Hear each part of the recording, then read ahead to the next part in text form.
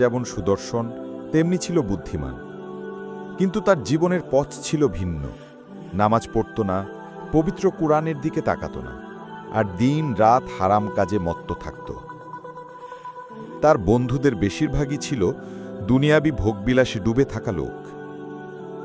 তার মা ছিলেন একজন পরহেজগার মহিলা। প্রতিদিন তাহাজ্জুদের পর ছেলেকে নিয়ে আল্লাহর কাছে কান্নাকাটি করে দোয়া করতেন, হে আল্লাহ, আমার ছেলেকে হেদায়েত দাও, সে তো জানে না সে কি করছে, তুমি তার হৃদয় খুলে দাও।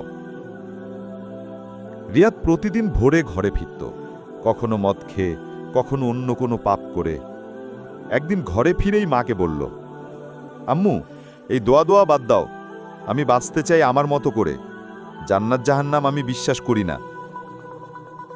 মা শুধু বললেন, একদিন তুমি বুঝবে রিয়াদ, একদিন তুমি নিজেই কাঁদবে আল্লাহর সামনে। মোড় ঘোরা এক রাতে রিয়াদ তার বন্ধুদের সাথে পার্টি শেষে মোটরসাইকেল চালিয়ে ফিরছিল। সে ছিল নেশাগ্রস্ত। হঠাৎ একটা ট্রাকের সঙ্গে মুখোমুখি সংঘর্ষ হয়। চেতনাহীন অবস্থায় পড়ে থাকল রাস্তায়। চোখ খুলে দেখে সে হাসপাতালের বিছানায়, পা দুটো ভেঙে গেছে। চিকিৎসক বললেন, তুমি কিছুদিন হাঁটতে পারবে না, হুইল চেয়ারে চলতে হবে।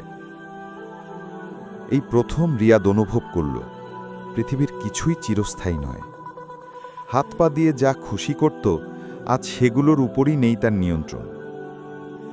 রাতে মা তার পাশে বসেছিল, কাঁদছিল না, কিন্তু চোখে ছিল অদ্ভুত শান্তি। মা বললেন, দেখো রিয়াদ, আল্লাহ তোমাকে সুযোগ দিয়েছেন, তুমি যদি চাও আবার ফিরে আসতে পারো আলোর পথে। এই কথা তার হৃদয়ে যেন ধাক্কা দিল। এক নতুন শুরু। হাসপাতাল থেকে ছাড়পত্র পাওয়ার পর রিয়াদ অনেক ভেবেছিল।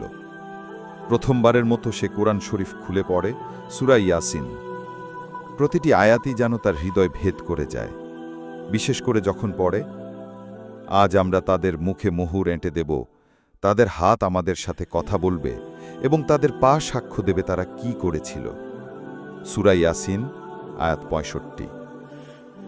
সে চোখ মুছে ফেলে, কান্নায় ভেঙে পড়ে। বুঝতে পারে জীবনটা তো শুধু খাওয়া পড়া নয়, এটা তো এক পরীক্ষা। পরদিন সে প্রথমবার মসজিদে যায় হুইল চেয়ার নিয়ে।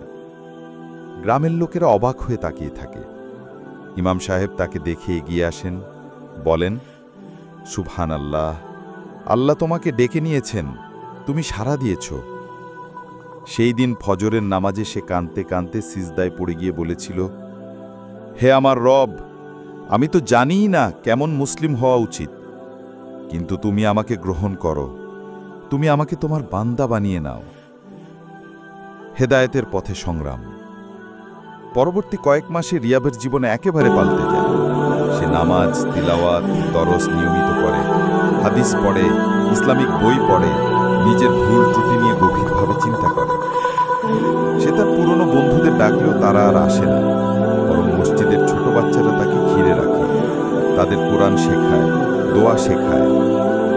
একদিন সে নিজের পুরনো মোবাইল আর ল্যাপটপ বিক্রি করে দিয়ে বলে, এসব হারাম কন্টেন্ট আমার জীবনের দরজা দিয়ে আর ঢুকবে না। মা তাকে দেখে চোখ ভিজিয়ে বলেন, তুই আমার সেই দোয়ার ফল, আল্লাহ আমার দোয়া কবুল করেছেন। রিয়াদ তার নিজের জীবনের গল্প রেকর্ড করে, ইউটিউবে দেয়। ভিডিওর নাম দেয় অন্ধকার থেকে আলোর পথে। লক্ষ লক্ষ মানুষ ভিডিও দেখে, কাঁদে, তাওবা করে। মর্যাদার শেষ পরিণতি। একদিন ভোরবেলা ফজরের পর সে মাকে বলে, আম্মু, আজ মনে হচ্ছে আমি অনেক হালকা, যেন কোনো বোঝা নেই শরীরে। মা বলেন, তওবাকারী বান্দার মন এমনই হালকা হয়। সেই দিনই দুপুরে তার হঠাৎ হার্ট অ্যাটাক হয়। হাসপাতালে নেওয়ার আগেই সে ইন্তেকাল করে।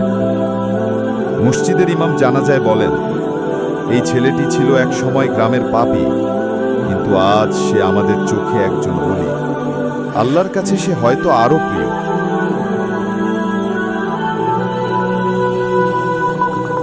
তার কবরের পাশে একজন বৃদ্ধ বলেন,